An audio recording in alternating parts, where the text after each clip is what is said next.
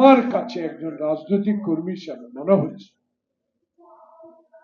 সরকারের দ্বারাই কি নির্বাচন বানচাল হয় কি, এই বিষয়গুলো সবসময় মাথায় রাখতে হবে। আমরা সন্দেহ করছি না, কিন্তু সন্দেহটা এসে যায়। সন্দেহটা এসে যায় এই কারণে কিছু কথাবার্তা, কিছু চালচলন, কিছু বিক্ষোভ মিছিল, প্রেতাত্মাদের আবার আগমন,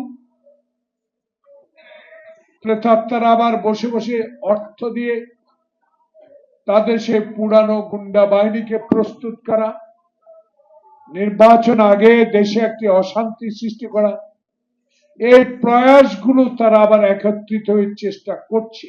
এই দিকে যদি এই সরকার, আমাদের সমর্থিত সরকার, ওয়াসি মুগ্ধ খোকনের রক্তের সরকার যদি নজরে না দেন, তাতে আমাদের তো শঙ্কা হতেই। তা আপনারা, এই নির্বাচন জাতীয় নির্বাচন নয়,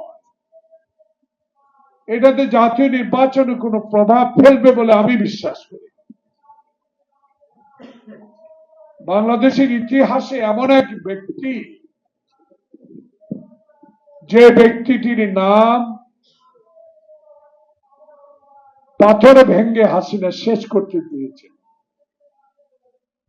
বাংলাদেশের মানুষের মণিকোঠায়, মনের মধ্যে জিয়াউর রহমান, তার আদর্শ, তার দল যেভাবে এখনো আমাদের মনে টিকে আছে, এই দল কোনোদিনও, আমার বিশ্বাস, নিচ্ছিন্ন হবে। কারণ শহীদ জিয়া